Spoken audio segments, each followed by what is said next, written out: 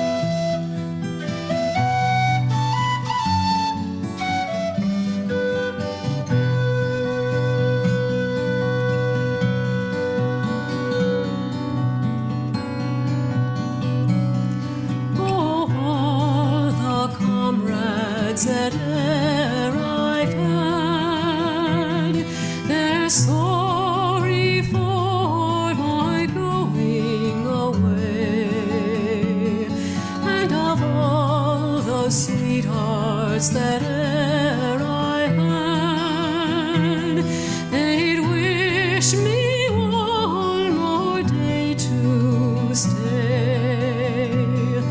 But since it falls into my lot that I should run